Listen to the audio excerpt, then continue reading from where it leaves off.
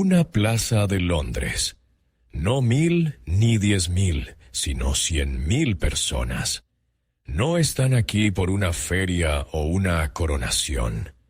Están aquí para ver cómo a otro ser humano se le privará de la vida de forma metódica y legal. Es 30 veces la capacidad del Teatro The Globe de Shakespeare. Mientras en el escenario se representaban tragedias ficticias, el verdadero espectáculo, por el que se pagaba por los mejores asientos, tenía lugar en el cadalso. ¿Por qué el asesinato real, sancionado por el Estado, atraía y entretenía más que el mayor arte de su tiempo? Esta pregunta destruye nuestro acogedor mito de un pasado civilizado. La respuesta no es un simple hecho histórico.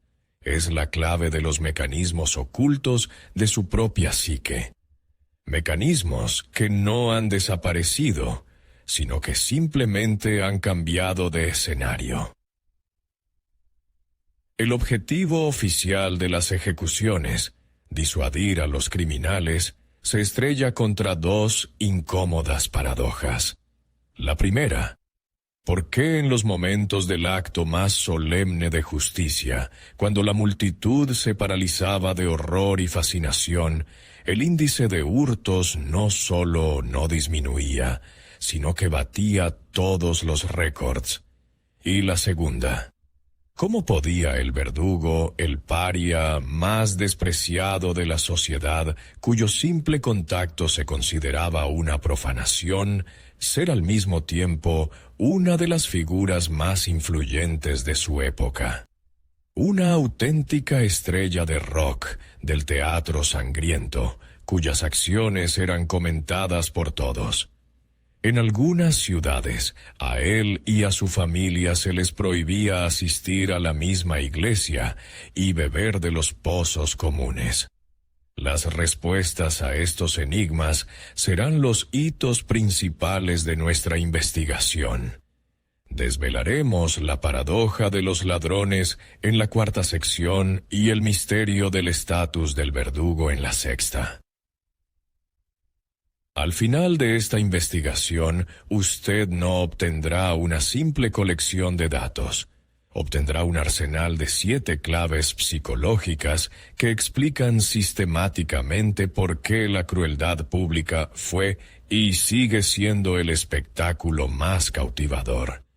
Estas 7 claves no solo cambiarán su visión de la Edad Media, le mostrarán cómo esos mismos mecanismos operan hoy en día. Cómo nos hacen pegarnos a las pantallas durante las noticias sobre catástrofes o los grandes escándalos públicos. Recorreremos todo, desde el teatro de la justicia, donde la ley se convertía en espectáculo, hasta el carnaval de la muerte y la economía del espectáculo sangriento. Así, pasaremos de la simple curiosidad histórica a la comprensión de las 7 palancas ocultas que todavía hoy controlan su atención. La primera clave para entender este espectáculo es el teatro de la justicia.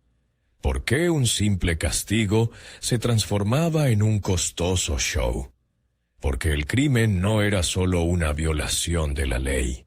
En la mentalidad medieval era una herida infligida al universo mismo, una ofensa al orden divino.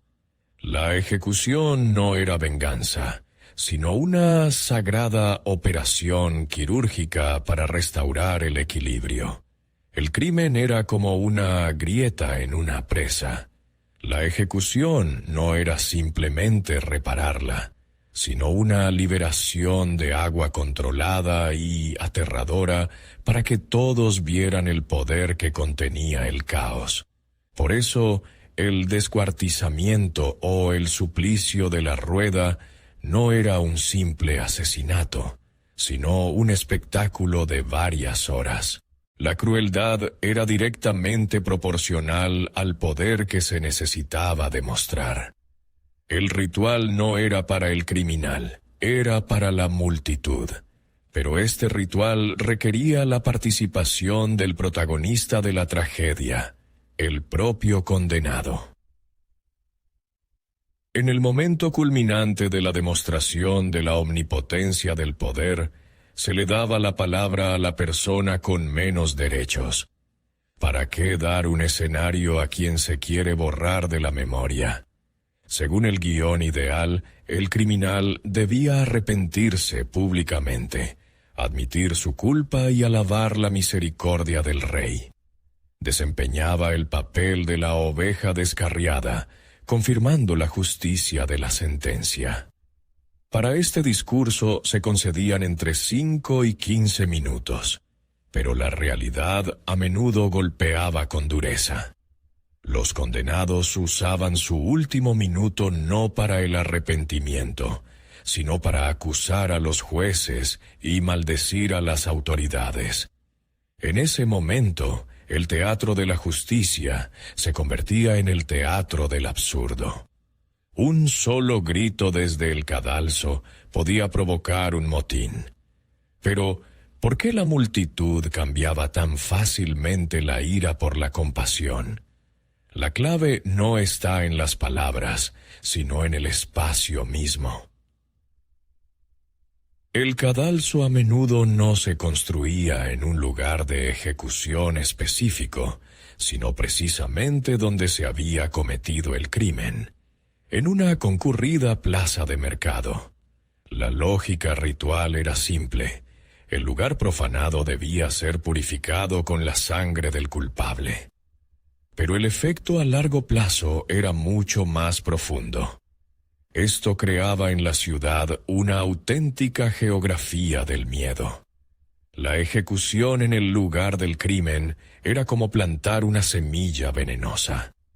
El recuerdo del suceso germinaba en la conciencia de los ciudadanos, y todo aquel que pasaba por allí se encontraba a la sombra de ese invisible árbol del terror. La ciudad misma se convertía en el decorado, y sus habitantes en espectadores perpetuos de un teatro que nunca cerraba. Una persona que iba al mercado por la mañana pasaba por el lugar donde el día anterior, ante sus ojos, habían descuartizado a otra. Precisamente esta seriedad y sacralidad del ritual servían de telón de fondo para un fenómeno completamente opuesto. ¿Cómo podía un ritual sagrado de restauración del orden divino coexistir con los gritos, la embriaguez y la farsa descarada que se vivía en la multitud? Este contraste rompe por completo el concepto del teatro de la justicia. Hemos establecido que la función ritual era la envoltura oficial e ideológica de la ejecución. Así es como el poder quería que se percibiera el evento, como una lección solemne y temible. Pero bajo esa capa se ocultaba la verdadera fuerza motriz, una necesidad psicológica incontrolable de la propia multitud. La gente no necesitaba tanto una lección moral como una descarga emocional. Y esta necesidad era tan fuerte que subyugaba el ritual oficial. Hemos analizado cómo se veía el espectáculo para el poder. Ahora veamos cómo se sentía desde dentro de una multitud de 100,000 personas. 100,000 personas. No son 100,000 espectadores individuales. Son 2 estadios modernos reunidos en una misma plaza, sin entradas ni retransmisiones. Aquí encontramos la segunda clave: la psicología de la multitud. No era simple interés, sino una sesión de terapia masiva. La sociedad que durante meses había respirado el miedo al hambre, las enfermedades y el infierno, tenía la oportunidad de dar una única exhalación colectiva, de descargar con un rugido toda la tensión sobre una única víctima autorizada. Dentro de este superorganismo, La moral individual se disolvía. Una persona que en su vida normal no haría daño a una mosca, aquí podía exigir el castigo más cruel. La ejecución ofrecía una oportunidad única. Odiar impunemente como parte de un grupo enorme, donde las emociones del plebeyo y del aristócrata coincidían por un instante por completo. El camino hacia la plaza ya era parte de la transformación. La persona no iba sola. Estaba en un flujo, oía rumores, absorbía la expectación general. Su opinión personal se diluía ya en el trayecto. Y en la propia plaza entraba en vigor el fenómeno del contagio emocional. Los testigos presenciales no describían tanto la vista como el sonido.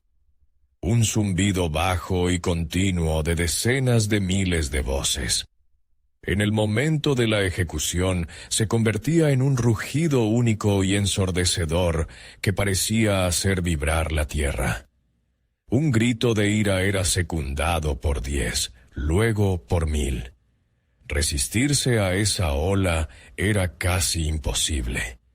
El espectador volvía a casa cansado, pero psicológicamente purificado. Dejaba en la plaza sus demonios internos, proyectándolos sobre el ejecutado. La emoción colectiva se convertía en su propio recuerdo. Este contagio emocional no era un efecto secundario, era un instrumento clave de control. ¿Por qué el poder fomentaba los insultos y el lanzamiento de basura al condenado, rompiendo la solemnidad del ritual? En la superficie, era una expulsión simbólica del criminal de la sociedad. Pero la realidad era más cínica. El Estado funcionaba como una caldera bajo la presión de la ira popular por los impuestos y la injusticia. La ejecución era la válvula de seguridad que las autoridades abrían para liberar el vapor en una dirección segura. Mientras la multitud gritaba furiosa a un ladrón, no pensaba en la corrupción de los funcionarios. A veces se elegía deliberadamente a un criminal cuyo delito afectara especialmente a la gente común para garantizar la máxima descarga de ira. Este mecanismo era tan eficaz que se decidió no solo utilizarlo, sino también monetizarlo. La necesidad de descarga emocional resultó ser un imán potentísimo. Los comerciantes emprendedores lo entendieron rápidamente. Si la gente acude de todos modos en tal cantidad, ¿por qué no ofrecerles comida, bebida y entretenimiento? Así, el horror genuino de la muerte comenzó a convivir con un ambiente de fiesta popular. Se produjo una fusión impensable. Lo terrible y lo cómico, lo sagrado y lo mundano, la tragedia y la farsa se fusionaron en un todo. El cadalso se fue convirtiendo gradualmente en el escenario central de un grandioso carnaval de la muerte. Es precisamente este carnaval el que da respuesta a nuestra primera paradoja. ¿Por qué durante una ejecución por robo el índice de hurtos batía todos los récords? El día de la ejecución se declaraba no laborable. A la plaza acudían vendedores de cerveza y pasteles, artistas ambulantes y músicos. La atención de decenas de miles de personas estaba clavada en el cadalso. Su vigilancia era nula. Esto creaba las condiciones ideales para los ladrones. La policía londinense del siglo XVIII registraba hasta 70 denuncias de robo en un solo día de ejecución, más que en una semana entera. Así resolvemos el enigma. La ejecución era un espectáculo demasiado bueno, pero una lección absolutamente fallida.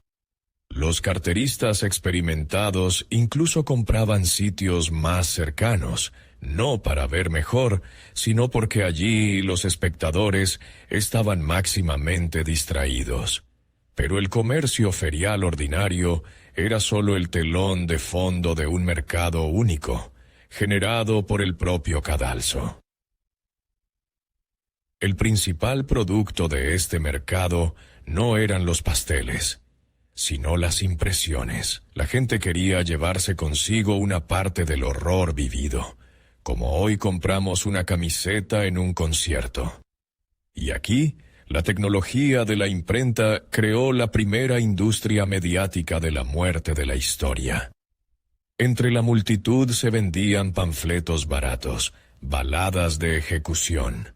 Contenían un grabado primitivo del criminal, una descripción de sus fechorías y el texto de su supuesta confesión final. Se vendían por miles. La ejecución dejó de ser un simple espectáculo para convertirse en un evento mediático que se podía llevar a casa, releer y comentar. A menudo el texto de la última canción era pura ficción, inventada de antemano, pero a nadie le importaba. Solo en Londres, en 2 siglos, se imprimieron más de 2000 baladas de este tipo. Pero el producto más impactante lo vendía el actor principal de este show. ¿Qué podía vender el verdugo, el paria más despreciado de la sociedad? Por ley, le correspondía la ropa del ejecutado. Pero la realidad era mucho más espeluznante. El bien más valioso era lo que tocaba directamente el asesinato. La soga del ahorcado se vendía por centímetros como talismán para la buena suerte en las cartas, y el precio de una pulgada equivalía al de una hogaza de pan. La grasa del cuerpo del ejecutado se usaba para hacer ungüentos curativos. Se creía que el toque de la mano de un muerto curaba enfermedades de la piel. La muerte y el cuerpo del criminal se convertían en mercancía, parte de un circuito mágico y comercial. La justicia, la superstición y el mercado se fusionaban. El nudo de la soga, por cierto, era lo más valioso. ¿Qué decía toda esta mezcla salvaje sobre la sociedad? ¿Cómo podían convivir en un mismo evento la oración de un sacerdote, las risas ante un bufón, el regateo por pasteles y la venta de partes de un cadáver? Esta imagen parece absurda, pero es la clave. Ahora vemos que la ejecución era un fenómeno complejísimo y de múltiples capas. El teatro de la justicia oficial era solo un fino barniz dorado. Debajo se ocultaban 2 potentes estratos: la necesidad psicológica de la multitud de una exhalación colectiva y la energía exuberante e incontrolable del carnaval de la muerte. Era precisamente esta estructura de 3 capas la que funcionaba como un espejo deformante en el que se reflejaba toda la sociedad. Su fe en el orden divino, su agresión oculta y su pragmática inclinación al beneficio y al entretenimiento. Hemos analizado lo que ocurría en la plaza. Ahora analizaremos lo que todo esto significaba para el sistema de poder. ¿De dónde venía tal inventiva en los métodos de asesinato? ¿Para qué eran necesarios procedimientos de varias horas como el suplicio de la rueda, que requerían habilidades y herramientas especiales? Aquí encontramos nuestra cuarta clave: un espejo para la sociedad. En la superficie era una demostración de justicia. Cuanto más horrible el crimen, más atroz el castigo. Pero en realidad era la principal campaña de relaciones públicas de la maquinaria estatal. El cuerpo del criminal se convertía en un mensaje público. Cuanto más larga y atroz era la ejecución, más fuerte sonaba el mensaje. Mirad lo que podemos hacer con el cuerpo de cualquiera que se nos oponga. El poder era como la gravedad, una fuerza invisible pero omnipresente. Y la ejecución atroz era una piedra lanzada desde una gran altura para que todos vieran el resultado devastador de la acción de esa fuerza. Era un monólogo escrito sobre carne humana. Pero esta obra tenía un segundo director. ¿Qué función real desempeñaba el sacerdote en el cadalso? ¿No era una hipocresía consolar a quien iban a matar cruelmente un minuto después? La explicación oficial era un acto de misericordia, la última oportunidad para la salvación del alma. Pero en realidad era una alianza estratégica. La presencia del sacerdote convertía la violencia estatal en un drama metafísico. Ya no estaba en juego la vida terrenal, sino la eternidad. El cadalso y el altar trabajaban juntos. El Estado castigaba el cuerpo, demostrando su poder terrenal. La Iglesia salvaba el alma, confirmando su poder espiritual. Actuaban como las dos mordazas de una prensa. Una presionaba el cuerpo, la otra el alma. Y el criminal quedaba atrapado entre ellas, demostrando visiblemente su poder conjunto y absoluto. Pero esta simbiosis no habría sido posible sin una figura, la más paradójica de la plaza. ¿Quién era la verdadera estrella del espectáculo? ¿El criminal moribundo o quien lo mataba? La respuesta intuitiva: por supuesto, el condenado. Todas las miradas y emociones se dirigían a él. Pero es una ilusión del espectador. Desde el punto de vista de la organización del show, el protagonista era el verdugo. El condenado era pasivo. De la precisión, la sangre fría y el arte del verdugo dependía todo. Una ejecución fallida, la rotura de una soga o un golpe impreciso de la espada convertía el triunfo del poder en una farsa vergonzosa. Era el verdugo quien transformaba la violencia bruta en un arte ritual. La multitud podía distinguir a un profesional de un novato por el sonido. Un solo golpe limpio y silbante de la espada provocaba un murmullo de aprobación. Varios golpes sordos provocaban gritos de ¡inútil! Esta maestría era importante, pero no explica cómo el hombre más despreciado podía convertirse en una estrella. ¿Cómo podía el hombre más odiado de la ciudad ser al mismo tiempo el más indispensable para la maquinaria estatal? Hemos visto que la ejecución era un espejo complejo que reflejaba la simbiosis del poder terrenal del monarca y el poder espiritual de la Iglesia. Era un sistema bien afinado para la transmisión de ideas. Pero este sistema habría sido solo teoría sin el hombre que ponía en marcha el mecanismo letal. Él era el punto donde la idea abstracta de poder se convertía en realidad física. Hemos descifrado por qué el espectáculo era necesario y qué reflejaba. Ahora es el momento de saber quién lo realizaba. En la siguiente sección quitaremos la máscara al protagonista de nuestro teatro sangriento y resolveremos el segundo enigma planteado al principio. ¿Cómo podía el paria más despreciado de la sociedad, a cuyos hijos se les prohibía jugar con otros y a cuya esposa comprar comida en el mercado común, convertirse en un día en el centro del universo para 100,000 personas? Lo despreciaban por su oficio, pero no podían apartar la vista cuando lo ejercía. En la vida normal era un impuro, un marginado que vivía en las afueras. Pero en el cadalso, este paria subía al escenario. Su sangre fría, la precisión de sus movimientos, su maestría, no solo provocaban horror, sino también admiración. La multitud evaluaba su trabajo.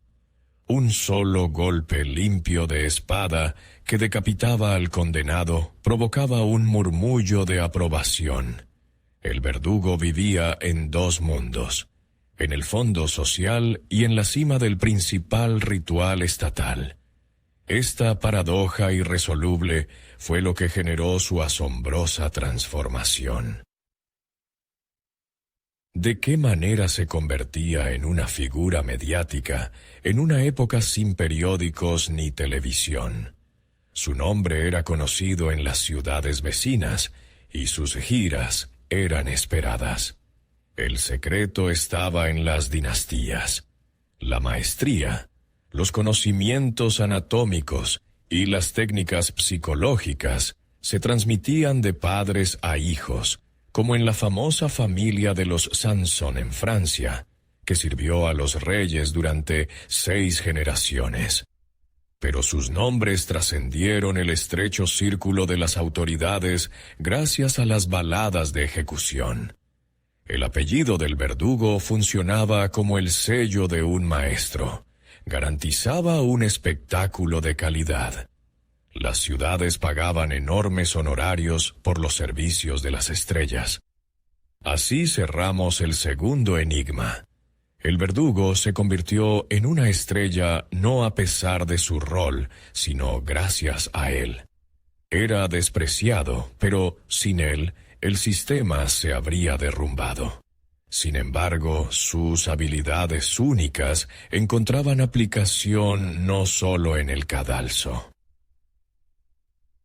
¿Qué hacía que las mismas personas que por la mañana le gritaban maldiciones, por la noche llamaran en secreto a su puerta en busca de ayuda? Debido a su trabajo, poseía conocimientos únicos de anatomía, por lo que los pobres acudían a él como a un curandero de huesos. Pero no se trataba solo de medicina. El verdugo era el centro de una economía clandestina basada en supersticiones. Vendía la soga del ahorcado como talismán para la buena suerte en las cartas, donde una pulgada costaba lo que un artesano ganaba en un día. Comerciaba con la grasa de los ejecutados para ungüentos y organizaba toques curativos con la mano de un muerto. Era un emprendedor en el mercado de la muerte. Su casa era a la vez un lugar de horror, la última esperanza y una tienda de artículos mágicos. Si incluso el despreciado verdugo pudo construir su negocio sobre las ejecuciones, ¿qué otros flujos financieros generaba este espectáculo sangriento? Su figura es la clave para entender la evolución de la ejecución. Gracias a él, pasó de ser un simple castigo a una representación compleja y profesionalmente ejecutada. Pero al centrarnos en el verdugo, solo vemos a un actor. Él era la parte más visible de una gigantesca maquinaria comercial, y sus ingresos solo una gota en el océano. El verdugo no era la excepción, sino la regla. Una regla según la cual la muerte pública era una mercancía, y todos pagaban por esa mercancía. El siguiente paso de nuestra investigación revelará toda la pirámide financiera construida sobre el sufrimiento humano. ¿Se podía comprar una entrada para una ejecución? La respuesta intuitiva es no, ya que era un espectáculo gratuito para todos. Pero los documentos desmienten este mito. Los propietarios de casas y tabernas, cuyas ventanas daban a la plaza, las alquilaban. Pero cuando se reúnen 100,000 personas para una ejecución, el simple alquiler de ventanas ya no es suficiente. Era toda una industria. Se construían tribunas temporales de madera, como en los estadios modernos. Por el alquiler de un solo balcón con vistas al cadalso, los aristócratas pagaban hasta 10 guineas. El ingreso anual de un artesano. El precio de la entrada confirmaba el estatus, pero la venta directa de asientos era solo la punta del iceberg. ¿Cómo podía la muerte de una persona enriquecer a miles? Una ejecución parece un gasto de recursos estatales, pero para la ciudad era una inversión rentable. Miles de personas llegaban de ciudades y pueblos vecinos, pasando hasta 3 días en el camino. Este flujo turístico creaba una demanda colosal. Los hoteles estaban llenos. Las tabernas trabajaban sin descanso. Los cocheros multiplicaban sus precios. La ejecución de un criminal famoso era para una ciudad medieval el equivalente a la final de la Copa del Mundo. Las autoridades a menudo la programaban en días de feria para potenciar el efecto. Pero la comercialización iba aún más lejos, convirtiendo al propio condenado en una mercancía. ¿Podía una persona condenada a muerte ganar dinero con su propia sentencia de muerte? El sacerdote que visitaba al condenado anotaba su discurso de arrepentimiento. Esto parece un acto piadoso, destinado a edificar al público. Pero he aquí lo que ocultan las fuentes. Editores emprendedores compraban al condenado los derechos exclusivos de la historia de su vida. Si la historia era aburrida, simplemente la inventaban, añadiendo detalles sangrientos. La vida y muerte de una persona se convertían en un producto. Los muchachos que vendían estas baladas entre la multitud gritaban los detalles más espeluznantes, ahogando las oraciones junto al cadalso. Todo este sistema comercial bien engrasado parecía eterno. ¿Qué podría destruirlo?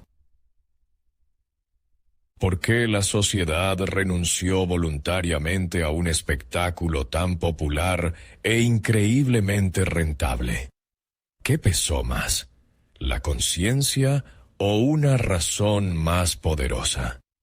La ejecución no era simple violencia, sino un sistema complejo donde se entrelazaban la justicia ritual, la descarga psicológica, la demostración de poder y enormes sumas de dinero. Este equilibrio era frágil. Con el tiempo, el espectador dejó de ser un consumidor pasivo. Comenzó a expresar su opinión, simpatizando con algunos criminales y abucheando a verdugos ineptos. El espectáculo, creado para demostrar un control total, comenzó a escapar de ese control. El director, el Estado, comenzó a perder el control sobre el espectador. En la siguiente y culminante sección, veremos cómo llegó a su fin la era de los espectáculos sangrientos. ¿Qué acabó realmente con las ejecuciones públicas? ¿La compasión de una sociedad ilustrada o el miedo animal de un poder omnipotente? La lógica se rompe con un hecho. Fueron abolidas en el momento en que se volvieron más populares que nunca. La versión conveniente dice que las ideas de la Ilustración y las obras de los filósofos sobre el valor de la vida cambiaron gradualmente la conciencia. La sociedad se civilizó y la crueldad dejó de ser la norma. Pero la realidad era muy distinta. La razón principal fue otra. El poder perdió el control sobre el significado del espectáculo. La multitud simpatizaba cada vez más con el condenado, especialmente si se comportaba con valentía. Sus últimas palabras se transmitían de boca en boca, convirtiendo la ejecución en su triunfo. Cuando los espectadores en un teatro empiezan a aplaudir al villano y a corear sus frases, la obra debe cancelarse de inmediato. El Estado vio que su principal instrumento de propaganda había empezado a funcionar en su contra. ¿Qué ocurría cuando el teatro de la justicia, cuidadosamente orquestado, fallaba? Dejaba de ser un instrumento de disuasión para convertirse en un catalizador de la ira popular. Según el guión ideal, un verdugo hábil, un criminal arrepentido y una multitud reverentemente silenciosa debían confirmar el poder de la ley. Pero la historia está llena de ejemplos contrarios. Un verdugo borracho que prolongaba el sufrimiento, o un héroe popular que pronunciaba un discurso encendido contra las autoridades, no provocaban miedo en la multitud, sino furia. Y esa furia se desbordaba. En lugar de oraciones, se oía el crujido de las barreras rotas y el golpe sordo de los adoquines contra las tablas del cadalso. La multitud irrumpía en el escenario para despedazar a los guardias y salvar al condenado. Cada uno de estos motines era una pesadilla para el poder. Su arma se había vuelto contra él. Pero el clavo final en el ataúd de las ejecuciones públicas lo puso un nuevo invento. ¿Qué invento del siglo XIX puso fin a esta tradición centenaria? No un arma ni un tratado filosófico. Fue una tecnología creada para el entretenimiento. La última ejecución pública en Francia tuvo lugar a las 4:32 de la madrugada del 17 de junio de 1939. Todo transcurrió según el esquema habitual. Pero hubo un detalle. Por primera vez en la historia, el evento fue filmado en secreto con una cámara de cine desde la ventana de una casa vecina. Y cuando las autoridades vieron el material filmado, se horrorizaron. La película no registraba un solemne acto de justicia, sino una multitud histérica y vociferante que se comportaba como en una bacanal. Menos de 30 segundos de metraje fueron suficientes para destruir la tradición. Al día siguiente se firmó un decreto que prohibía para siempre las ejecuciones públicas. El cadalso fue retirado de la plaza. Pero, ¿realmente desapareció? El cadalso fue retirado de la plaza, pero desapareció de la psicología humana esa misma necesidad de espectáculo que congregaba a su alrededor a multitudes de 100,000 personas. Las ejecuciones públicas pasaron a la historia. La razón, no tanto el aumento del humanismo como el peligro que representaban para el propio poder. El espectáculo dejó de funcionar para sus directores y fue cancelado. Pero solo desapareció la forma, el cadalso de piedra y la guillotina. El contenido, la sed de espectáculo y la necesidad psicológica de una exhalación colectiva no se fue a ninguna parte. Esa energía no podía evaporarse. La necesidad de espectáculo es como un río. Las autoridades destruyeron el viejo cauce, pero el río no se secó. Simplemente se abrió cientos de nuevos canales digitales. En la sección final uniremos las 7 claves para abrir la última puerta y ver dónde se encuentra el cadalso hoy. Ahora podemos ensamblar esta máquina. Sus piezas no funcionaban por separado. Eran partes de un mecanismo único y autosostenible. El teatro oficial de la justicia servía de cimiento. Daba a la gente el derecho moral a presenciar un asesinato, ya que era un ritual sagrado para restaurar el orden. Esta plataforma legítima creaba las condiciones ideales para la segunda clave, la psicología de la multitud. El miedo y la agresión individuales se fusionaban en una única exhalación colectiva. Pero cuando decenas de miles de personas liberan tensión simultáneamente, no puede seguir siendo un ritual sombrío. Se convierte inevitablemente en un carnaval de la muerte, donde el horror sagrado se mezclaba con la diversión ferial. El carnaval no era una distorsión del ritual, sino su consecuencia psicológica directa. Hemos conectado el ritual y la psicología, pero ¿cómo encajaban el poder y el dinero en este sistema? Este carnaval no era un caos. Servía como un espejo deformante para la sociedad, en el que se reflejaban las ideas sobre el poder, Dios y la justicia. Y el Estado utilizaba activamente este espejo para transmitir sus ideas. En el centro de este espejo, en el escenario, se encontraba el protagonista, el verdugo. No era un simple ejecutor, sino una figura mediática cuya maestría era la garantía del éxito de todo el espectáculo. Todo este complejo sistema de ritual, psicología y propaganda se sostenía sobre el sólido cimiento de la economía del espectáculo. Era precisamente el beneficio económico para cientos de personas, desde los aristócratas en los balcones hasta los vendedores de pasteles, lo que hacía este show indispensable y aseguraba su regularidad.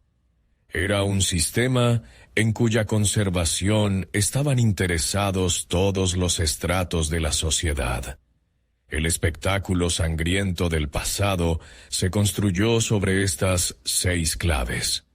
Ahora observemos su reflejo digital. El cadalso no ha desaparecido. Se ha vuelto digital y está disponible para todos 24 horas al día, 7 días a la semana. El escándalo público y la cultura de la cancelación. Ese es nuestro nuevo teatro de la justicia, donde buscamos un chivo expiatorio para restaurar un orden imaginario. Los comentarios masivos de odio y el acoso en línea. Esa es nuestra exhalación colectiva. Los blogueros y periodistas que dirigen estas investigaciones y emiten sentencias, esos son nuestros nuevos verdugos. Y el carnaval sigue presente. Los memes, las bromas y las discusiones interminables convierten una tragedia personal en un entretenimiento público. Y la economía del espectáculo prospera. Los clics, las visualizaciones y las integraciones publicitarias en contenido escandaloso generan enormes sumas de dinero. La información sobre una ejecución en el siglo XVIII se propagaba a la velocidad de un caballo. Hoy, la noticia de una ejecución digital llega a 1 millón de personas en menos de 1 hora. La tecnología ha cambiado, pero la psicología del espectador sigue siendo la misma. ¿Y cuándo fue la última vez que usted fue espectador en un cadalso digital como este? La era de las ejecuciones en las plazas de las ciudades ha terminado, pero la psicología de la multitud y la sed de espectáculo permanecen. Están grabadas en nuestro ADN social. Hoy, cuando seguimos la enésima condena pública de alguien en Internet, nos enfrentamos a la misma elección que el espectador ante el cadalso. Podemos ser meros observadores, movidos por una curiosidad primitiva por la desgracia ajena. O podemos ser participantes, deseando sinceramente la restauración de la justicia. Cuando hoy seguimos la condena pública de alguien en Internet, ¿qué nos mueve principalmente? Escriba en los comentarios una sola palabra: curiosidad primitiva o deseo sincero de justicia.